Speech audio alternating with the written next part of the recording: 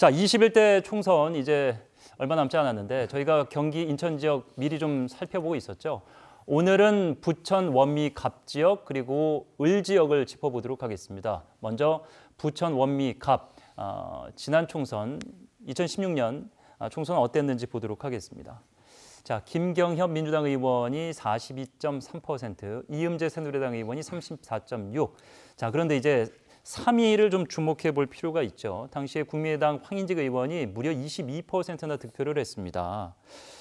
자, 그런데 재밌는 것은 이 20대 총선에 출마했던 분들이 현역 의원도 그렇고 후보들도 그렇고 3명이 그대로 맞붙을 가능성이 있습니다. 그런데 정치 구도는 상당히 달라졌죠. 황인직 후보가 바른미래당으로 나올 가능성이 지금 현재로서는 거의 확실한데 현재 이제 보수통합 논의에서 한국당과 바른미래당은 함께할 가능성이 굉장히 적습니다. 그렇다면 비슷한 3자 구도가 된다면 이 표를 어디서 나눠 먹게 될 것이냐, 어디가 뺏어갈 것이냐, 뭐 이런 구도를 좀 살펴보게 되는데 이게 굉장히 좀 애매한 그런 입장이 되겠습니다. 네.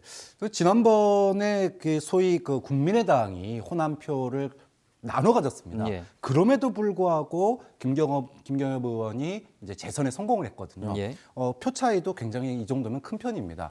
사실 수도권을 보면 국민의당이 표를 분산해 가지고 민주당 후보가 진 경우가 우리가 지난주에도 살펴봤지만 있었거든요. 예. 그럼에도 불구하고 이렇게 당선됐다라고 하는 것은 부천의 4개 선거구가 다 그렇지만 굉장히 김경협 의원이 상당히 유리한 구도 아니겠느냐. 특히나 지금 안철수 전 대표가 돌아왔지만 이 호남을 기반으로 해서 다시 한번 또다시 제2의 국민의당 돌풍이 불기는 사실 기대하기가 어렵거든요. 네. 그러니까 지난번 국민의당 후보 황인직 후보가 얻었던 22% 이 이상을 얻을 수 있을까라고 하는 뭐 큰 틀에서 보면은 예. 좀 이런 가능성이 좀 낮다라고 하는 측면을 보면 이 구도에서 다시 치러진다, 좀 민주당이 좀 더 유리한 구도가 되지 않겠느냐. 특히나 지금 이 대장동이 이게 지금 3기 신도시로 이제 개발되지 않습니까? 예, 예. 그럼 개발 호재도 또 김경협 의원이 만들어냈기 때문에 뭐 여권 후보에게는 좀 유리한 그런 선거 구도가 될 것으로 이렇게 전망이 되고 있습니다. 예.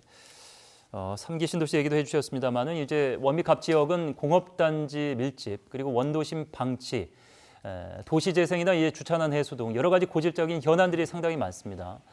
그렇기 때문에 당보다는 현안을 해결해줄 공약이나 인물에 집중할 가능성이 높다. 근데 이 말을 좀 다시 생각해 보면은 정책의 연속성이라든지 뭐 재선을 했기 때문에 집권당이 아무래도 이제 현안 해결에 있어서 조금 유리하다는 걸 감안해도 민주당이 유리할 가능성이 높다. 네, 그렇죠. 이 원미갑을 우리가 분석할 때 제일 특징적인 대목이 뭐냐면은 원미갑은 부천 같은 경우에는 대체적으로 민주당에서 조금 우세했던 지역이라고 평가되지 않습니까? 예.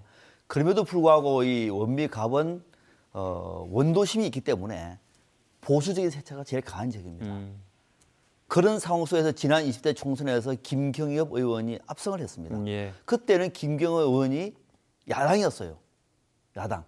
이음재 후보가 여당이었습니다. 그렇네요. 그렇죠, 그죠? 그때 야당일 때 야당이 분열됐음에도 불구하고 당선됐어요. 예.